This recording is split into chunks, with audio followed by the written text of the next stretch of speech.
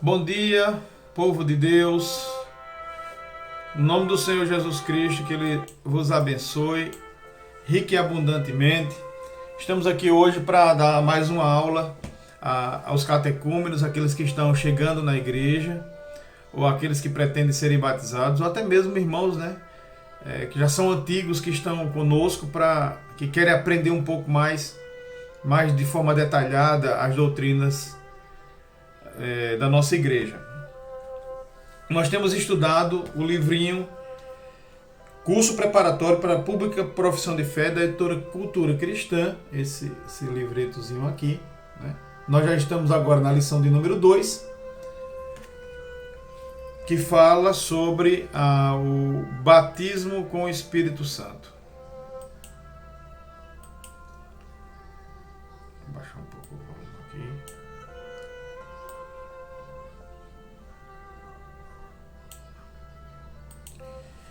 Hoje a lição de número 2, batismo com o Espírito Santo.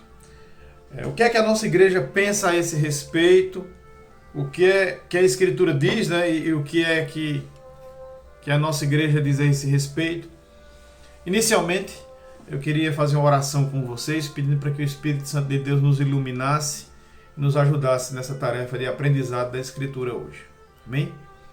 Nosso Deus, em nome de Jesus, que o Senhor, com misericórdia e com graça, nos ajude a entender Tua palavra nessa manhã. Toma-nos em Tuas mãos, nos guia pelo conhecimento da verdade para que possamos aplicá-la ao nosso cotidiano. Em nome de Jesus Cristo, Senhor, eu te peço. Amém. Deixe-me ler aqui com vocês Mateus capítulo 3, versículo 11, Mateus 3,11, onde João Batista fala a respeito do batismo com o Espírito Santo. Ele diz: Eu vos batizo com água para remissão do pecado, para arrependimento, mas aquele que vem depois de mim é mais poderoso do que eu, cujas sandálias não sou digno de levar. Ele vos batizará com o Espírito Santo e com fogo. Antes de abordar esse assunto, é necessário fazer algumas observações preliminares. Primeiro, o termo batismo com o Espírito Santo, ele é bíblico, eu acabei de ler. Então está na Bíblia, né?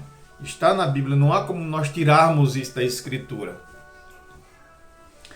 Ainda que ele seja um tanto quanto distorcido nos nossos dias, ainda que há muitas práticas ao nosso entorno de pessoas que se dizem cheias do Espírito Santo, sem qualquer averiguação do que a Escritura diz, o termo é bíblico.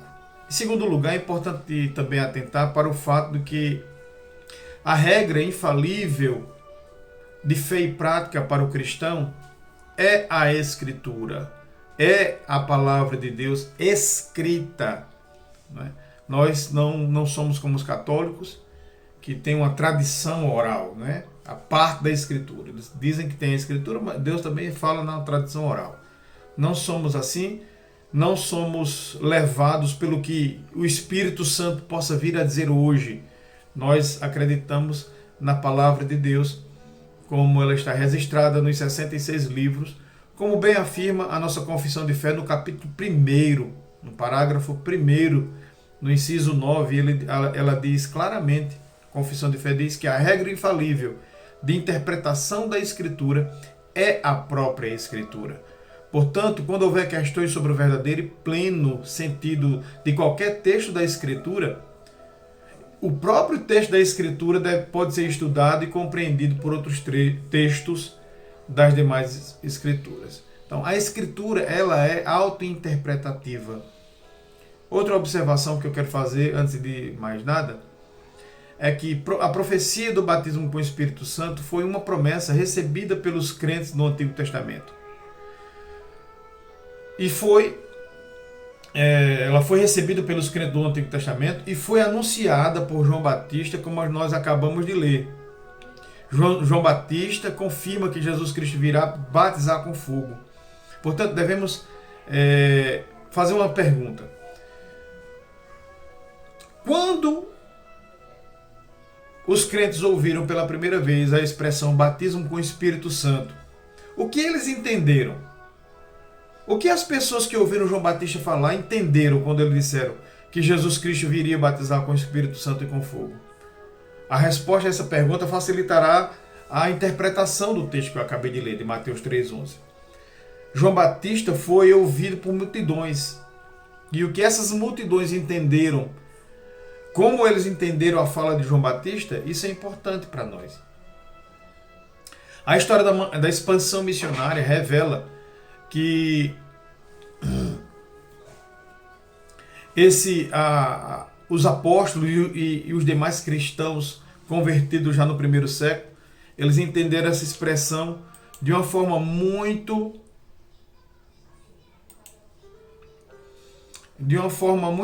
escriturística, já estava no Antigo Testamento. Então, quando acontece no Novo Testamento, automaticamente eles são remetidos ao Antigo Testamento. Em especial, como nós já sabemos, do capítulo 2 do livro de Atos, quando ele cita o profeta Joel. Né? Então, essas observações são muito importantes e pertinentes para fazermos. Né? João Batista, inicialmente, ele faz um contraste. Ele é contrastado com Jesus Cristo e a sua fala no capítulo 3, versículo 11 de Mateus é contrastante. Primeiro é um contraste de dignidade. Ele diz que Jesus Cristo é mais poderoso que ele. E realmente, Jesus é infinitamente mais poderoso que ele. João era um mero profeta. Né? Entre aspas, não um mero, que já é uma coisa muito grandiosa. Mas João era aquele que abre os caminhos, aquele que vai à frente limpando o caminho, né, e indicando o caminho certo para os que vêm depois dele. E quem vinha depois dele? Era Jesus Cristo. Jesus Cristo não é apenas um profeta, Jesus é o próprio Deus. Ele tabernaculou conosco, como diz o evangelista João. João Batista faz um contraste não apenas de dignidade, dizendo que Jesus Cristo é mais poderoso do que ele. Mas João, aqui no capítulo 3, versículo 11, ele faz um contraste de realizações. Vocês observam o que ele diz? Eu batizo com água para a remissão de pecados, mas Jesus vos batizará com o Espírito Santo e com fogo. Então, observe o contraste nas realizações. João diz, se você comparar o meu batismo com o dele, é nada. Eu apenas dou um sinal público. Eu batizo para mostrar algo externo, uma expressão externa de arrependimento. Aquele que vem depois de mim limpará radicalmente os pecados. Essa é a verdadeira conversão. Né? Jesus Cristo, João Batista toma água, Jesus pega a água para batizar, usa a água como um instrumento. O Senhor Jesus Cristo, diz João Batista, usará o Espírito Santo para batizar as pessoas, efetuando o seu arrependimento, significando o seu arrependimento e conversão autêntica. É assim o Espírito Santo. A água de João Batista era um símbolo externo. O Espírito Santo é um emblema interno. Ele operará no coração das pessoas. Ele purificará as almas das pessoas. Jesus Cristo, João usava um instrumento morto. A água é um ser inanimado, sem vida. Jesus usa uma pessoa, o Espírito Santo, com vida para dar vida às pessoas. A água tem um valor simbólico. O Espírito Santo tem um valor efetivo. Ele é a segunda pessoa da Trindade. A fala de João Batista, no capítulo 3, versículo 11, também é importante porque ela enfatiza o cumprimento de uma profecia. Malaquias havia falado de João Batista, ele seria o Elias, entre aspas, né? Todo o Antigo Testamento falava sobre purificação. Havia todo um ritual para a purificação no Antigo Testamento.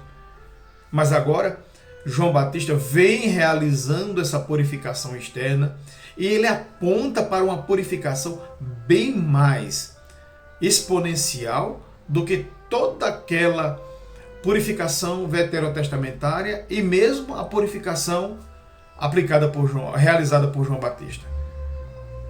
O lavar purificador que João fala a respeito de Jesus Cristo, ele tem um significado muito mais amplo do que qualquer purificação realizada no Antigo Testamento.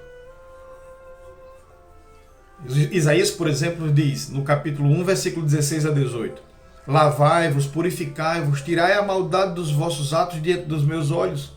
Cessai de fazer o mal, aprendei a fazer o bem, atendei à justiça. Ainda que os vossos pecados sejam como a escarlata, eles se tornarão alvos como a neve. Então, os profetas falaram disso o tempo todo. Eles apontavam para uma purificação. Eles falavam com o povo a respeito da necessidade de purificação. E essa purificação, ela não era completa no Antigo Testamento. Sangue de touros e de bodes, Deus diz no Salmo 50, jamais purificará alguém verdadeiramente, né? Intensamente. Daria uma purificação simbólica. Assim como a água de João Batista daria uma purificação simbólica. E assim também como a água que nós usamos para batizar traz uma purificação simbólica. A purificação real, concreta, substancial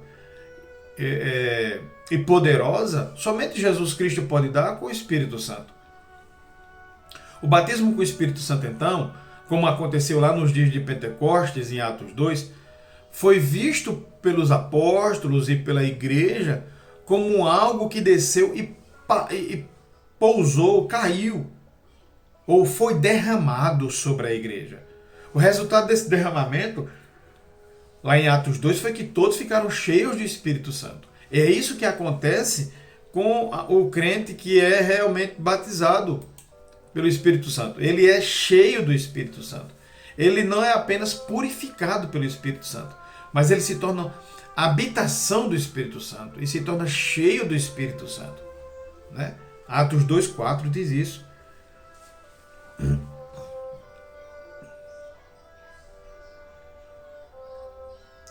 Jesus Cristo falou a respeito da vinda do Espírito Santo no capítulo 14 do Evangelho de João. Especialmente no versículo 26 daquele capítulo, Jesus deixa claro que o Espírito Santo, quando vier, vos ensinará todas as coisas e vos fará lembrar daquilo que vos tenho dito. Aqui Jesus Cristo delinha a missão do Espírito Santo, a função do Espírito Santo.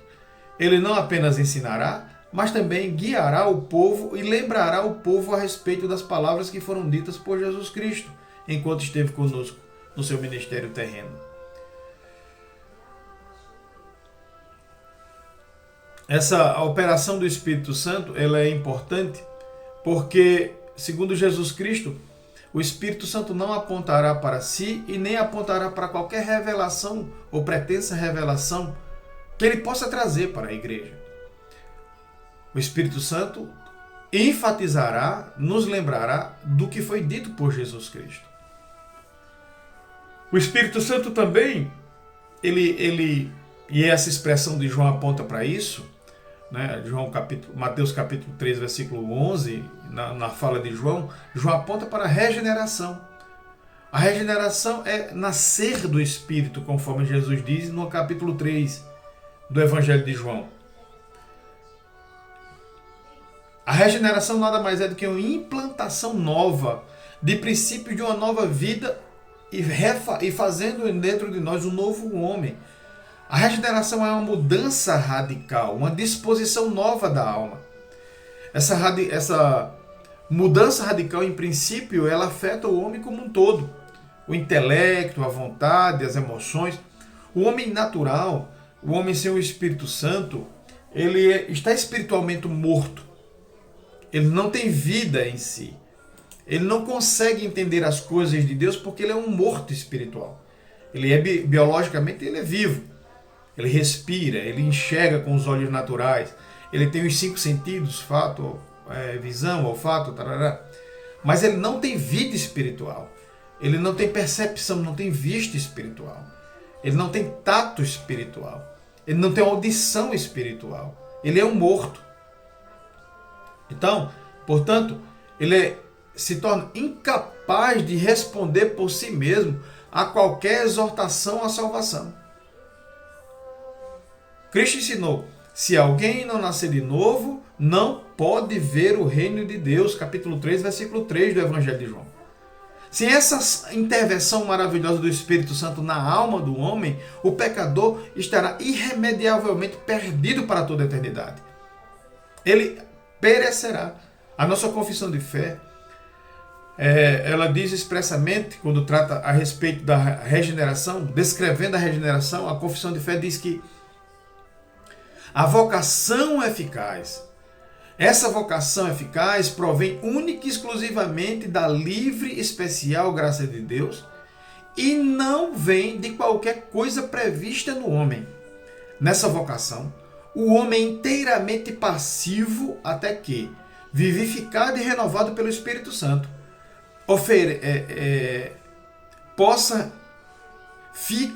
fique habilitado a corresponder a essa graça e a receber a graça oferecida e comunicada a ele através do Espírito Santo. Capítulo 10 da Confissão de Fé, versículo no inciso 2. A regeneração, então, é parte inseparável do batismo com o Espírito Santo. O Espírito Santo, quando batiza o crente, ele também dá uma nova natureza ao crente. Mas a fala de João Batista, no capítulo 3 de Mateus, versículo 11, também fala sobre arrependimento. Lembra-nos do arrependimento.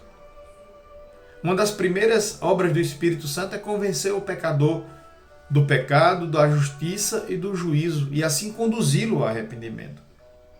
Esse arrependimento é uma graça de Deus, uma graça salvadora que o Espírito Santo opera no coração do pecador, pela palavra de Deus. A palavra de Deus é o instrumento do Espírito Santo para a regeneração. É por essa graça que o Espírito Santo, é pela palavra que o Espírito Santo, que o crente percebe e sente o perigo, a torpeza do caráter hediondo do pecado que está dentro dele e o arrasta ferozmente para a destruição. Então, o pecador, quando ele é convencido pelo Espírito Santo do seu pecado, ele se entristece pelos seus pecados. Ele sente repulsa pelos seus pecados. Ele sente quebrantamento, porque estava até então em desalinho, em desacordo, em rebeldia, em rebelião contra Deus. A experiência do arrependimento é uma parte inseparável do batismo com o Espírito Santo. Não há como pensarmos em batismo com o Espírito Santo sem pensarmos também em arrependimento. Outra característica do batismo com o Espírito Santo, de alguém batizado com o Espírito Santo, é que ele tenha fé em Jesus Cristo. Uma das atividades essenciais do Espírito Santo é produzir fé em Cristo Jesus. No capítulo 16 de João, do Evangelho de João, no versículo 13 e 14, o evangelista João diz claramente que a fé é o resultado dessa operação maravilhosa do Espírito Santo no coração do incrédulo. Quando o Espírito Santo convence do pecado, da justiça e do juízo, o passo seguinte é a fé que lhe salvará. A fé justificadora é uma graça salvífica operada pelo Espírito Santo e pela palavra de Deus no coração do pecador, que, sendo por esse meio convencido do seu pecado e miséria e da incapacidade, tanto sua como das demais criaturas, para restaurar a sua condição de perdido, não só aceita a veracidade da promessa do Evangelho, mas recebe e descansa em Cristo e em sua justiça, que lhe são oferecidos no Evangelho para o perdão dos pecados e para que a sua pessoa seja aceita, considerada justa diante de Deus para a salvação.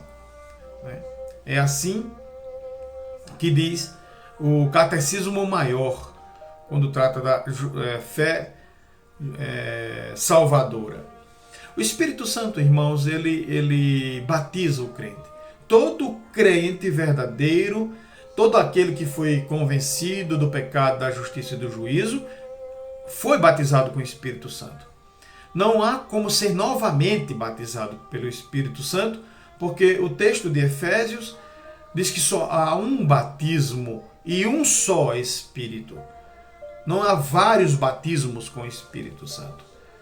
Há enchimentos com o Espírito Santo e não vários batismos.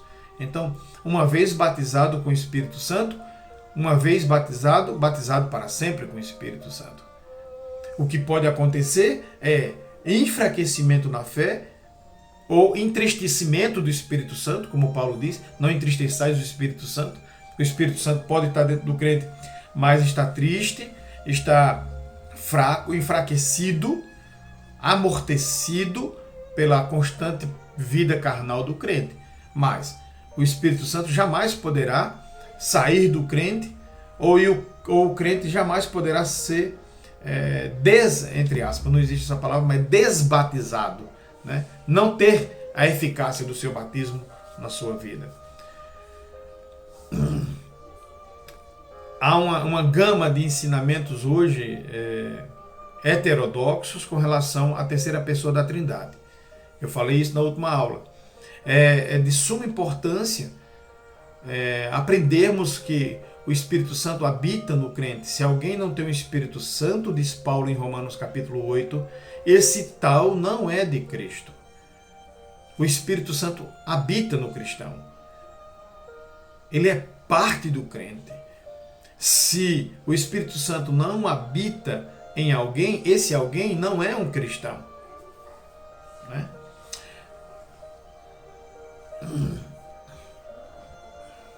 O Espírito Santo, então, ele ministra aos crentes. Encerrando. O Espírito Santo ensina os crentes. Capítulo 16 de João. Quando o Espírito Santo, o Espírito da verdade vier, ele vos guiará a toda a verdade, porque não falará por si mesmo, mas dirá tudo quanto tiver ouvido, e vos anunciará as coisas que hão de vir. Ele me glorificará, porque há de receber do que é meu. João capítulo 16, versículo 13 a 14. Então, o Espírito Santo, ele é o nosso pedagogo, ele é o nosso professor, ele nos ensina, ele abre o nosso entendimento para entendermos com mais clareza os ensinamentos da Escritura. Portanto, irmãos, qualquer afirmação de que é necessário um novo batismo com o Espírito Santo é também dizer que nós não aprendemos absolutamente nada com o Espírito Santo. Porque se ele uma vez veio e nos ensinou, o que ele deve fazer agora é nos esclarecer, é aprimorar o nosso intelecto, é nos ajudar a inculcar melhor as verdades que nós estamos aprendendo da Escritura. Mas nunca começar novamente a produzir os rudimentos da fé no coração de um crente que já aprendeu inicialmente. O Espírito Santo, a terceira pessoa da Trindade, habita em nós. A Bíblia diz que nós somos templo dele. Ele nos ensina, ele nos orienta, porque já está dentro de nós. Ele não é uma força ativa, externa, que aponta, que nos sussurra aos ouvidos de fora para dentro. Não, ele fala conosco dentro de nós. Ele nos aponta o caminho dentro de nós. O Espírito testifica com o nosso espírito que somos filhos de Deus, diz Paulo em Romanos. Portanto, irmãos, o Espírito Santo, ele, é ele com E maiúsculo e não ele com E minúsculo. Deve ser obedecido, amado. O Espírito Santo deve ser adorado, porque é uma das pessoas da Trindade. Mas ele não pode ser cultuado, só ele, só essa pessoa da Trindade. Né? Dá uma devoção exclusiva à pessoa da Trindade, como a uma das pessoas da Trindade, o Espírito Santo, como nós temos visto nos nossos dias. Porque cada vez que vamos ao Espírito Santo com o intuito de cultuá-lo, com o intuito de oferecer-lhe culto, ele vai nos remeter a Jesus Cristo. Lembra do que Jesus disse? Ele vos guiará em todo o caminho da verdade, porque não falará de si mesmo, mas falará aquilo que tem ouvido, e vos guiará.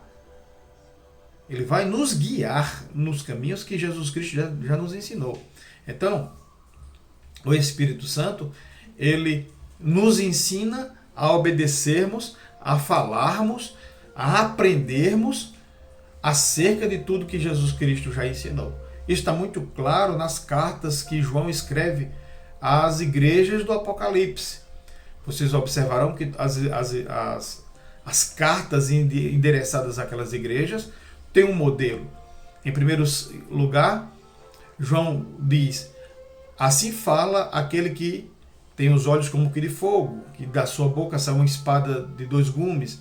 E no final de cada carta ele diz: quem tem ouvidos, ouça o que o Espírito diz à igreja. Ou seja, o que Jesus Cristo diz é a mesma coisa que o Espírito diz às igrejas. Não há novas revelações do Espírito Santo às igrejas do Apocalipse. Há revelações, na verdade, certificações, endossamento do que Jesus Cristo já falou às igrejas, por parte do Espírito Santo. Portanto, irmãos queridos, que Deus abençoe a vocês. O pleno ministério do Espírito Santo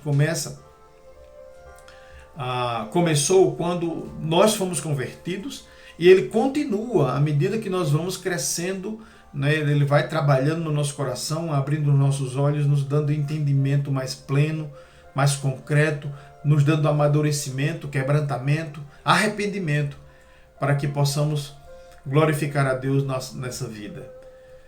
Que Deus abençoe. Que o Senhor aplique essa palavra ao coração de vocês. Nosso Deus, em nome de Jesus, que essas palavras não voltem vazias, que elas cumpram um propósito designado pelo Senhor no coração de cada um dos meus irmãos.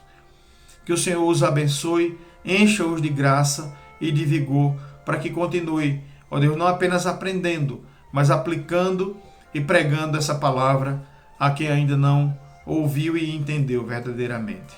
Em nome de Jesus eu te peço isso. Amém. Irmãos, eu quero que os irmãos deixem as dúvidas de vocês, os comentários de vocês no final desse vídeo, para que a gente possa interagir. Frequentemente eu observo os vídeos e estarei respondendo a cada um dos irmãos. Ok? Que Deus dê um restante de dia abençoado a todos. Deus abençoe.